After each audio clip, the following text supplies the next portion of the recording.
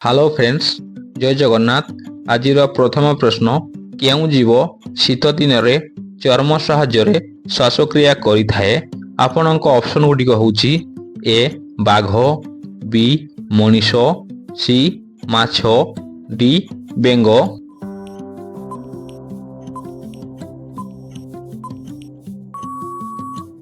দর্শক বন্ধু, এর সঠিক উত্তরটি হচ্ছে অপশন ডি বেঙ্গ।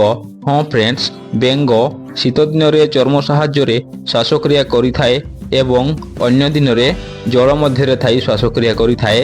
তেণু বেঙ্গকু উভয়চর প্রাণী বলি কুহযায়। পরবর্তী প্রশ্ন, লেম্বু সহিত কোণ খাইলে মଣିষর মৃত্যু হবার সম্ভাবনা অছি? অপশন এ মূড়া, option B cholera, option C লঙ্কা, অপশন ডি অমৃতভণ্ডা।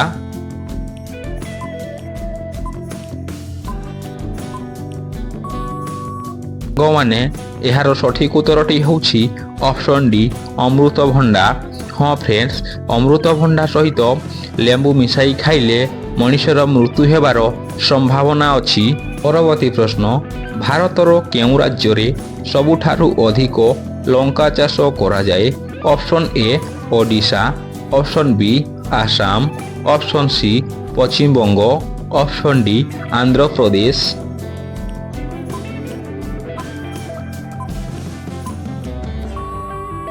যদি ଆପଣମାନଙ୍କୁ ଏହି କ୍ୱେଶ୍ଚିନ୍ର ଆନ୍ସର୍ ଜଣା ଥାଏ ତାହେଲେ କମେଣ୍ଟ ମାଧ୍ୟମରେ କମେଣ୍ଟ କରନ୍ତୁ। ଦର୍ଶକ ବନ୍ଧୁ, ଏହାର ସଠିକ୍ ଉତ୍ତରଟି ହେଉଛି ଅପସନ୍ ଡି ଆନ୍ଧ୍ରପ୍ରଦେଶ। ପରବର୍ତ୍ତୀ ପ୍ରଶ୍ନ, ସକାଳୁ ଖାଲି ପେଟରେ ଚାହା ପିଇଲେ କେଉଁ ରୋଗ ହୋଇଥାଏ?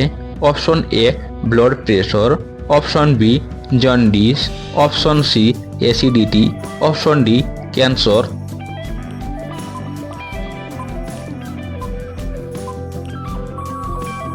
ସାଙ୍ଗମାନେ, ଏହାର ସଠିକ୍ ଉତ୍ତରଟି ହେଉଛି ଅପସନ୍ ସି ଏସିଡିଟି। ହଁ ଫ୍ରେଣ୍ଡସ୍, ଖାଲି ପେଟରେ ସକାଳୁ ଚା ପିଇଲେ ଏସିଡ୍ ହେବାର ସମ୍ଭାବନା ଥାଏ। ପରବର୍ତ୍ତୀ ପ୍ରଶ୍ନ, କେଉଁ ଜୀବ ନିଶ୍ୱାସ ପ୍ରଶ୍ୱାସ ନ ନେଇ 7 ଦିନ ପର୍ଯ୍ୟନ୍ତ ବଞ୍ଚି ରହିପାରିବ? ଅପସନ୍ ଏ ହାତୀ, ଅପସନ୍ ବି ବେଙ୍ଗ, ଅପସନ୍ ସି ବିଛା, ଅପସନ୍ ଡି ହରିଣ।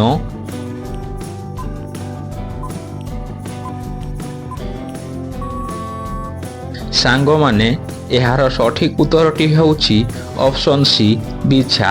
ହଁ ଫ୍ରେଣ୍ଡସ୍, ବିଛା ଏକ ଏପରି ଜୀବ ଯିଏକି ନିଶ୍ୱାସ ପ୍ରଶ୍ୱାସ ନ ନେଇ 7 ଦିନ ପର୍ଯ୍ୟନ୍ତ ବଞ୍ଚି ରହିପାରିବ। ପରବର୍ତ୍ତୀ ପ୍ରଶ୍ନ, ସବୁଦିନ ଗାଜର ଖାଇଲେ କେଉଁ ରୋଗ ଭଲ ହୋଇଥାଏ?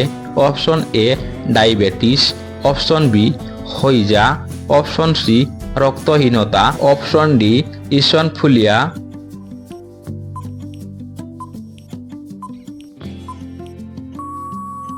ତ ଦର୍ଶକ ବନ୍ଧୁ, ଏହାର ସଠିକ୍ ଉତ୍ତରଟି ହେଉଛି ଅପସନ୍ ସି ରକ୍ତହୀନତା। ହଁ ଦର୍ଶକ ବନ୍ଧୁ, ସବୁଦିନ ଗାଜର ଖାଇବା ଦ୍ୱାରା ରକ୍ତହୀନତା ରୋଗ ଭଲ ହୋଇଥାଏ। ଗାଜରରେ ଭିଟାମିନ୍ ଏ ପ୍ରଚୁର ପରିମାଣରେ ଥାଏ। ପରବର୍ତ୍ତୀ ପ୍ରଶ୍ନ, କେଉଁ ଦେଶ ସବୁଠାରୁ ପ୍ରଥମେ ଚନ୍ଦ୍ରପୃଷ୍ଠରେ ଗଛ ଲଗାଇଥିଲା? Option A Bharat, option B China, option C America, option D Japan.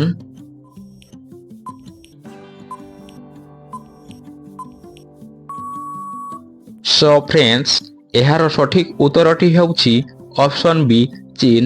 ହଁ ଫ୍ରେଣ୍ଡସ୍, ଚୀନ ଏକ ଏପରି କଣ୍ଟ୍ରି ବା ଦେଶ ଯିଏକି ସର୍ବପ୍ରଥମେ ଚନ୍ଦ୍ରପୃଷ୍ଠରେ ଗଛ ଲଗାଇଥିଲା। ଆପଣମାନେ ଜାଣିଥିବେ ଚୀନ ହେଉଛି ଆମର ପଡ଼ୋଶୀ ଦେଶ, କିନ୍ତୁ ଜନସଂଖ୍ୟା ଅନୁସାରେ ପୂର୍ବରୁ ଚୀନ ପ୍ରଥମ ଥିଲା।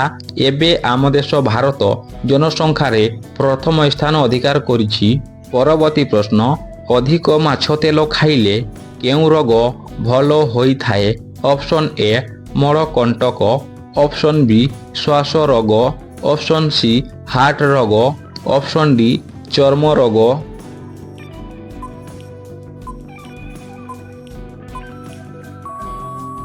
ଦର୍ଶକ ବନ୍ଧୁମାନେ, ଏହାର ସଠିକ୍ ଉତ୍ତରଟି ହେଉଛି ଅପସନ୍ ବି ଶ୍ୱାସ ରୋଗ।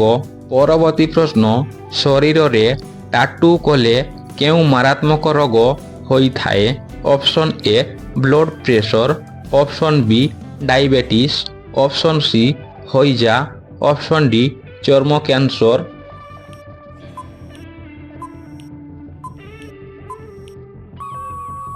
তো ফ্রেଣ୍ଡସ୍, ଏହାର ସଠିକ୍ ଉତ୍ତରଟି ହେଉଛି ଅପସନ୍ ଡି ଚର୍ମ କ୍ୟାନ୍ସର।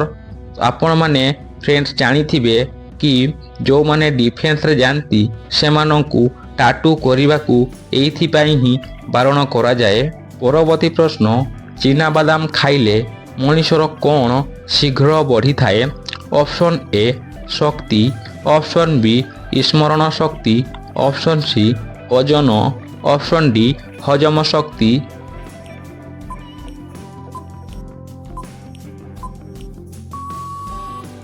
ସାଙ୍ଗମାନେ, ଏହାର ସଠିକ୍ ଉତ୍ତରଟି ହେଉଛି ଅପସନ୍ ବି ସ୍ମରଣ ଶକ୍ତି। ଚିନାବାଦାମ ଖାଇବା ଦ୍ୱାରା ସ୍ମରଣ ଶକ୍ତି ବଢ଼ିଥାଏ। ସେଇଥିପାଇଁ ଡକ୍ଟରମାନେ ପରାମର୍ଶ ଦିଅନ୍ତି କି ଯେଉଁମାନଙ୍କର ସ୍ମରଣ ଶକ୍ତି କମ୍ ଥାଏ ସେମାନଙ୍କୁ ବାଦାମ ଖାଇବାକୁ ପରାମର୍ଶ ଦିଆଯାଏ। ପରବର୍ତ୍ତୀ ପ୍ରଶ୍ନ, ଭାରତରେ କେଉଁ ପନିପରିବା ଅଧିକ ଖିଆଯାଏ? ଅପସନ୍ ଏ ବାଇଗଣ, option B tomato, option C ଆଳୁ, ଅପସନ୍ ଡି ଭେଣ୍ଡି।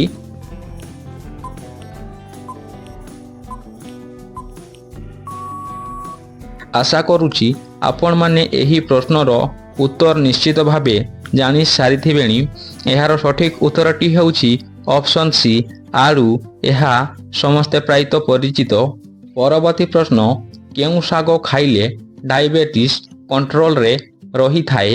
ଅପସନ୍ ଏ ପୋଇ ଶାଗ, ଅପସନ୍ ବି ପାଳଙ୍ଗ ଶାଗ, ଅପସନ୍ ସି କଲରା ଶାଗ, ଅପସନ୍ ଡି ମୂଳା ଶାଗ।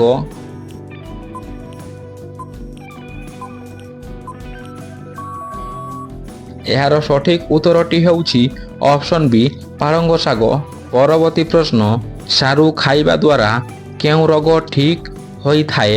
ଅପସନ୍ ଏ ରକ୍ତହୀନତା, ଅପସନ୍ ବି ହଇଜା, option C sugar, option D ଜ୍ୱର।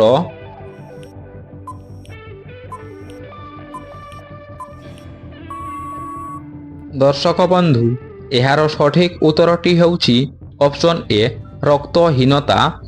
ଫ୍ରେଣ୍ଡସ୍, ଆପଣମାନେ ଜାଣିଥିବେ କି ସାରୁରେ ଅଧିକ ପରିମାଣରେ ଆଇରନ୍ ଥାଏ।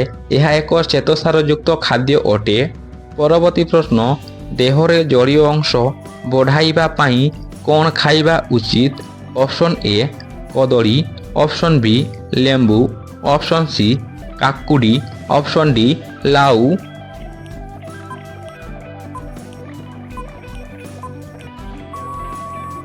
ଆଶା କରୁଛି ଏହି ପ୍ରଶ୍ନର ଉତ୍ତର ଆପଣମାନଙ୍କୁ ମେ ବି ଜଣା ଥାଇପାରେ, ବଟ୍ ଏହାର ସଠିକ୍ ଉତ୍ତରଟି ହେଉଛି ଅପସନ୍ ସି କାକୁଡ଼ି। ହଁ ଫ୍ରେଣ୍ଡସ୍, କାକୁଡ଼ି ଖାଇବା ଦ୍ୱାରା ଦେହର ଜଳୀୟ ଅଂଶ ବଢ଼ାଇବାରେ ସାହାଯ୍ୟ କରିଥାଏ। ଫ୍ରେଣ୍ଡସ୍, ଆଜିର ଶେଷ ପ୍ରଶ୍ନ, କେଉଁ ଜୀବର ଚର୍ମରୁ 40 ପ୍ରକାରର ଔଷଧ ତିଆରି କରାଯାଇଥାଏ? ଅପସନ୍ ଏ କଇଁଚ, ଅପସନ୍ ବି ବିଛା, ଅପସନ୍ ସି ସାପ, ଅପସନ୍ ଡି କୁମ୍ଭୀର।